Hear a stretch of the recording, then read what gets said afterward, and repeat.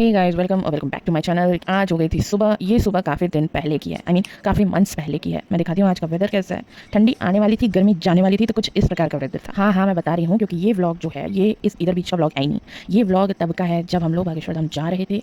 आज के दिन हम लोग जाने वाले थे, तो मैंने सुबह से ही व्लॉगिंग स्टार्ट कर दी थी। अब इसमें होता क्या है कि मैं जो भी छोटी मोटी चीज़ें होती हैं वो मैं दिखाने वाली हूँ। सेकेंड थिंग ये कि इसको आप मेरा चैनल सब्सक्राइब करो। थर्ड थिंग ये कि आप बहुत कुछ इसमें देखने वाले हो, थोड़ी बहुत इन्फॉर्मेशन भी मिलने वाली है, तो बने रहना पूरे ब्लॉग में। तो मेरा थॉट प्रोसेस ऐसा है ना कि मैं अपने रूट्स को सुधार के अच्छा बना के आगे बढ़ने की कोशिश करती रहती हूँ।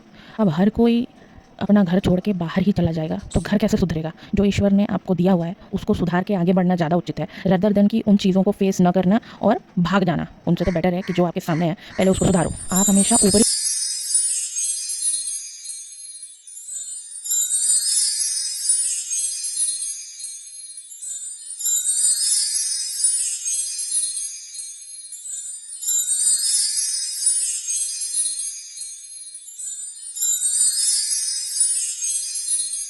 मेरा थॉट प्रोसेस ऐसा ही है।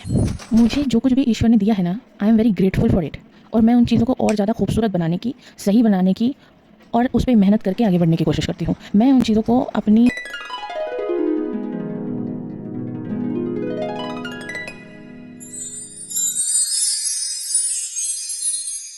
मुझे उसकी वैल्यू पता है, उसकी वर्थ पता है, क्योंकि संसार में कोई भी प्राणी ऐसा नहीं है जो आपका जीवन सुखमय बना दे, खूबसूरत बना दे बिना कोई कीमत लगाए। बाहर तो तुम एक बार बोल के देखो कि मेरी लाइफ बेटर बना दो, लोग ऐसी कीमत लगाएंगे ना, पूरी कीमत वसूल के रख देंगे। इससे बढ़िया खुद ही खुद का ठेका लो, अपना भी सुधारो, अपना भी अच्छा बनाओ और अपनों का भी अच्छा बनाओ। आप ये सोचो कि आप अपने अपनों को छोड़ के चले जाओ या अपने घर को ही छोड़ के चले जाओ, और आप ये सोचो कि आपकी मतलब इस भ्रम में तो कतई मत रहना कि तुम छोड़ के जाओगे और दूसरों का जीवन अच्छा हो जाएगा। नो, तुम छोड़ के जाओगे तो दूसरा लपकेगा और वो ले लेगा, सुधारेगा नहीं। इसलिए कोशिश करो कि ईश्वर ने जो भी तुमको दिया है उसका वैल्यू करो, उसको खूबसूरत बनाओ। मैं ऐसे ही चलती हूँ और ऐसे ही चलूंगी, because I am right. I know I am right. किसी को पता हो राइट हूँ ना हूँ, उससे फर्क नहीं पड़ता। मुझे पता है कि मैं राइट हूँ, दैट्स इट। सब बनाएंगे।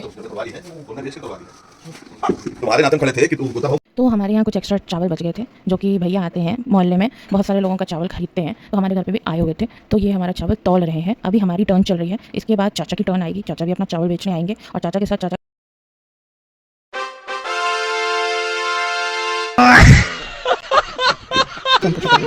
हमारा के चावल तो भैया ने खरीद लिया था। अब ये चाचा का टर्न था और चाचा अपना चावल तौलवा रहे थे। इसके बाद सारा मेजरमेंट करके अच्छे से उसको बेच दिया जाएगा। किसको? चावल को। तो आप बताइए क्या हो रहा है?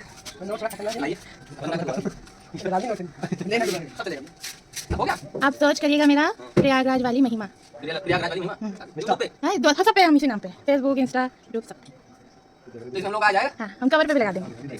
अभी नहीं लगा, चल रहा है थोड़ा और रुक जाइए। हम लोग फैमिली ब्लॉग टाइप तो मेरी हूँ, तो पीछे है आपको बताइए।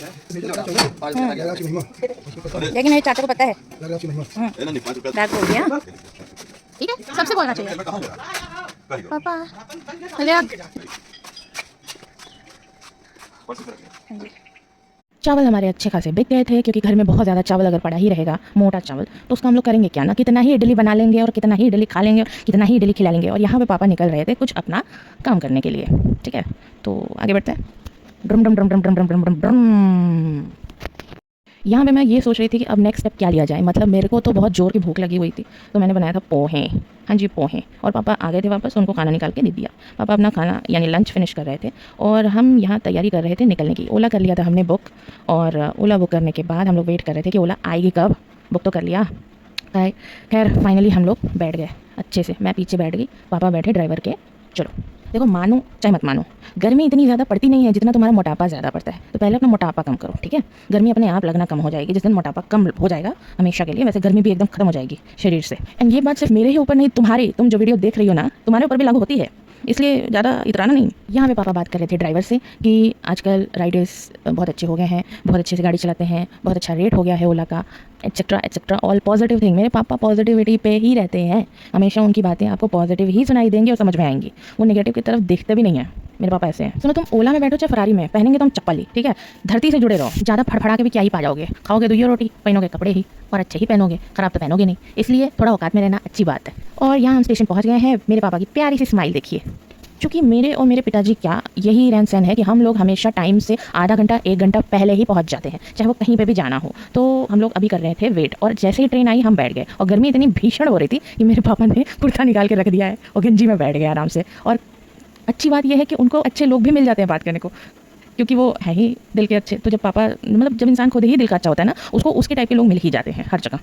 ये देखिए, ये हमारे यूपी की गंगा माँ है, इनको प्रणाम करिए और इनसे प्रार्थना करिए कि सब कुछ अच्छा हो जाए। वर्ल्ड वॉर 3 तो स्टार्ट हो ही चुका है, लेकिन हम सुरक्षित रहें, हम ईश्वर की कृपा में रहें, हम ईश्वर के सागिर्द में रहें और ऐसे ही आगे बढ़ते रहें और इससे भी अच्छा करते रहें।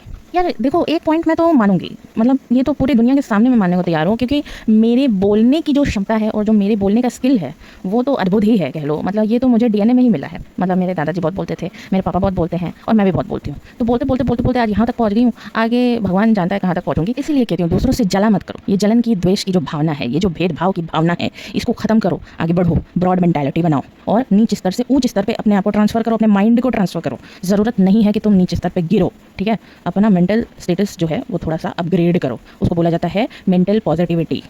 बहुत सारे लोगों को समझाने की ज़रूरत है, इसलिए मैं समझा रही हूँ। देखो, ये तो यूनिवर्सल ट्रुथ है। ये मेरा संघर्ष का समय है और इस संघर्ष के समय में सिर्फ और सिर्फ मेरे पिताजी ने मेरा साथ दिया है। और लोगों का सिनेरियो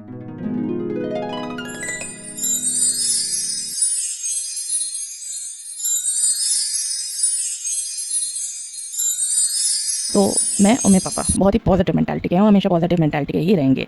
इसलिए कोशिश करो, जो लोग निगेटिविटी फैलाने की कोशिश कर रहे हैं उन लोगों को मैं कह रही हूँ, उन लोगों को मैं सजेस्ट करना चाहती हूँ कि भैया तुम थोड़ा पॉजिटिव माइंडसेट रखो अपने लिए, अपने दायरे में अपनी चीज़ों पे फोकस करो। मेरे लाइफ में घुसने का ज़रूरत नहीं है, ठीक है। मेरे में ज़्यादा इंटरप्शन डालने का ज़रूरत नहीं है, मेरे फादर के लाइफ में इंटरप्शन डालने का ज़रूरत नहीं है। व्लॉग देखो, एंजॉय करो और अपने करियर पे फोकस करो, अपने काम पे फोकस करो, रदर देन कि तुम मेरे सर्कल में आके घुसो और नरक करो, अपनी नीचताई दिखाओ। तो अपनी नीचताई मत दिखाओ, हमें नहीं देखनी तुम्हारी नीचताई। उस स्तर पे अपना माइंड रखो और अपने काम से काम रखो, अपने काम में दिमाग लगाओ, मेरे काम में दिमाग मत लगाओ। ईश्वर ने मुझे मेरा दिमाग दिया हुआ है मेरा काम करने के लिए, मुझे तुमसे रेंट लेने का ज़रूरत नहीं है, ठीक है।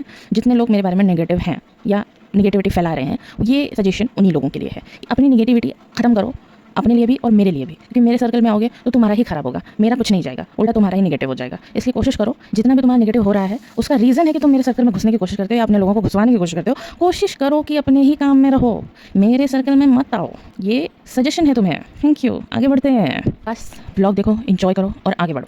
That's it. यहाँ पे हम खा रहे थे चने और ऊपर से शायद मुझे कोई देख रहा था, न जाने कौन देख रहा था। देखो तो ज़रा, कोई देख रहा था क्या मुझे?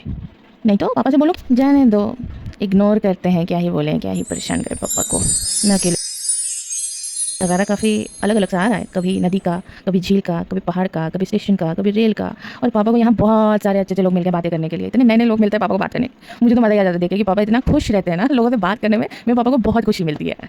अब हो चुका था घनघोर अंधेरा, जी हाँ, और मैंने मुँह धो लिया था, मुँह धो के अपना कैमरे में अपना मुँह देख लिया था और अच्छे से हम बैग पैक करके रेडी हो चुके थे उतरने के लिए। जी हाँ, खजुराहो पहुँच गए हम लोग, स्टेशन पे हूँ, जा रही हूँ धाम पे, चलो दिखाती हूँ। पापा आगे आगे, मैं पीछे पीछे, पापा आगे आगे, मैं पीछे पीछे, पापा फिर आगे, मैं फिर पीछे, पापा आगे आगे, मैं भी आगे आगे, पापा आगे आगे, मैं भी आगे आगे, पापा आगे आगे, मैं भी आगे आगे, पापा आगे आगे, मैं भी आगे आगे। और यहाँ हम लोग आगे आगे पहुँचते पहुँचते टेम्पो में पहुँच गए और टेम्पो चल पड़ी और चली तो ऐसी चली कि इतनी ठंडी हवा लग रही थी कि मेरे को अफसोस हो रहा था कि शायद मेरे को स्वेटर ले आना चाहिए था, और मैं वो भी नहीं ले आई। अब पता नहीं कैसे कटेगा।